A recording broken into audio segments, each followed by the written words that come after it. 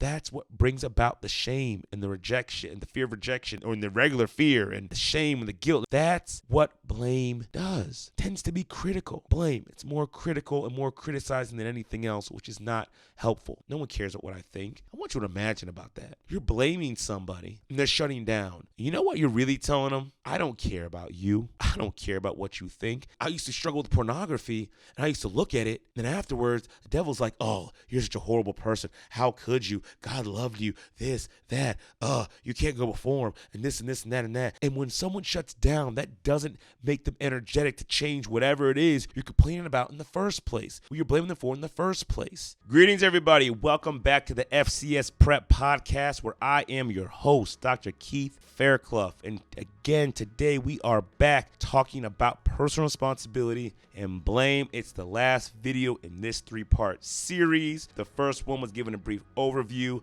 over blame and responsibility and the differences between the two. The last one was talking about what happens when we receive blame versus and then how to take personal responsibility, kind of give us our power back. This one is about assigning blame. When we assign blame, what happens, and how instead of assigning blame, how we can encourage others to take personal responsibility. But before we go any further, I need you to go ahead and hit that like button. Go ahead and hit that subscribe button. Go ahead and hit that notification bell. Go ahead and comment below like, hey, I'm ready. All right? So check it out, guys. And again, if you need help, all those links in the description below. All those links, all of them. Click on them.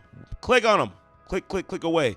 You can get me in so many different ways. I'm not going to go over all of them because they're in the description below. Go ahead and click on those. If you need me, reach out. Let's link up and get you the help you need, want, and deserve. Also, guys, I have tons of other content on my other social media platform, right? Little tips and tricks, tidbits, right? If you're like, this long stuff ain't for me. I remember someone commented on that before, and I was trying to tell them, like, hey, put it on the background, put it on when you take a shower, put it on when you wake up in the morning, whatever. But if you're like, nah, I need something shorter, guys, hit my other social media. If you're like, nah, that's still too long, 2.5 minutes is still too long, I got 60-minute clips on Twitter and on YouTube Shorts. Right? Everybody's got 60 seconds. Every single person on the entire planet, I don't care who you are, has 60 seconds. But you can get your fix just like that, all right? Got stuff for everybody and anyone, anywhere, and for any amount of time, whatever busy schedule you have, all right? So, all that housekeeping stuff out of the way, go ahead and get started, all right?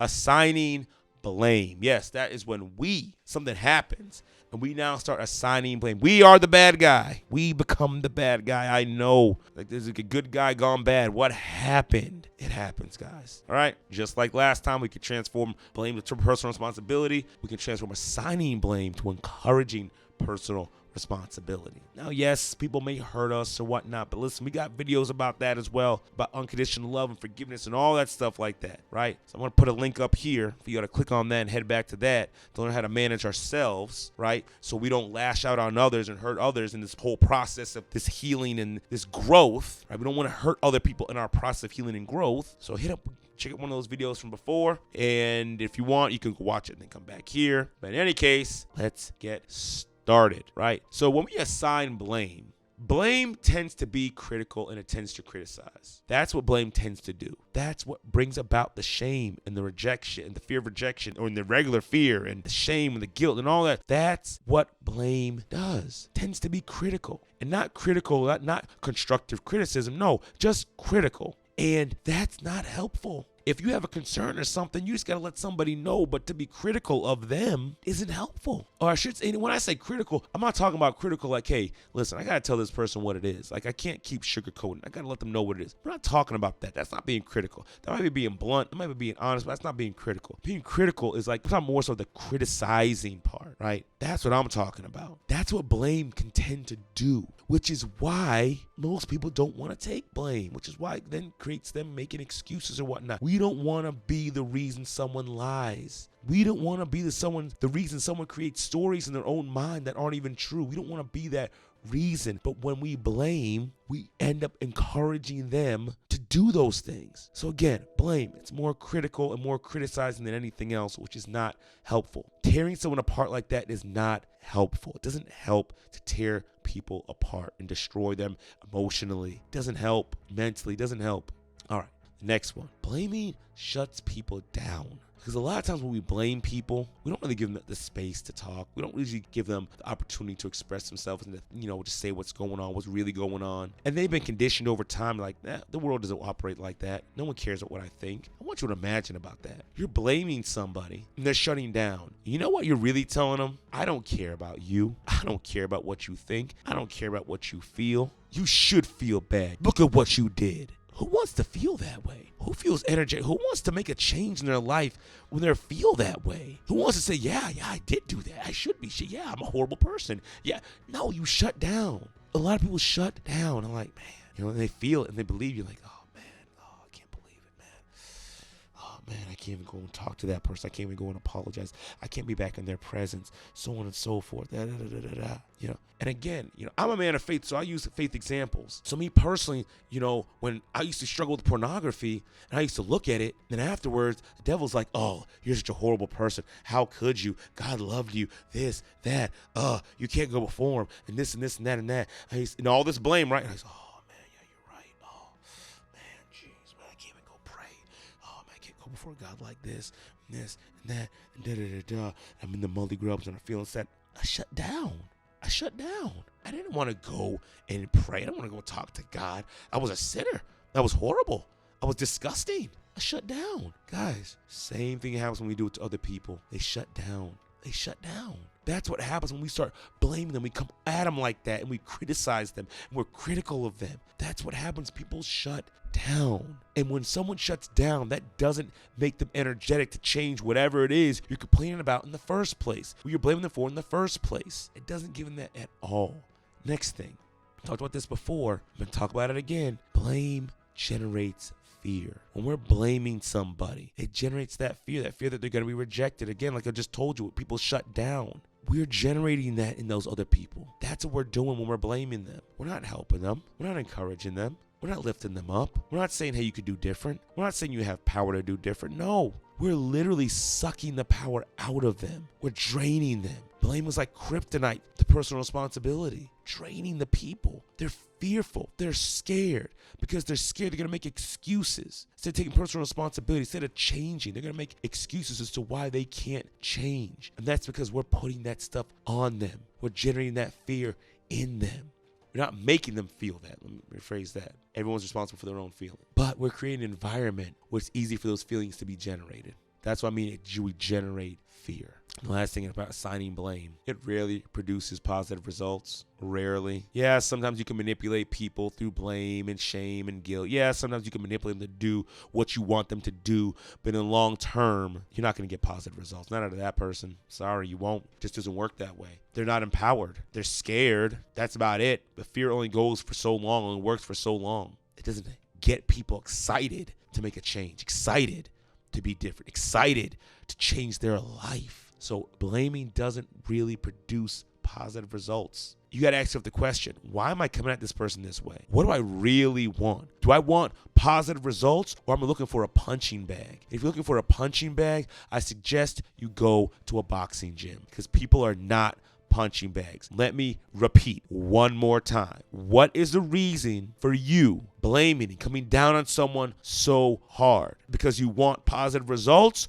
or you're looking for a punching bag? If you want a punching bag, go to a boxing gym. But if you're looking for positive results, blame does not get it. So now, talked about blame, what it does, right? Talked about how blame can be critical, it can criticize, how it can shut people down, how it can generate fear, create an environment where fear is easy to be generated, and how it does not really produce positive results. Now, how do we encourage personal responsibility? How do we do that? How do we do that? I'm about to tell you, and not another episode right now. Aren't you excited? Sometimes I know it's like people like, oh my gosh, we're going to get into it. And then it's like, he cut it off. Listen, I'm going to tell you right now how to encourage personal responsibility in others, your family, your friends. I'm going to tell you how to do it. And the first step is to word your concern properly. Big on I statements. Word your concern properly. Hey, notice you were late today. Just want to say, hey, I really need you here on time.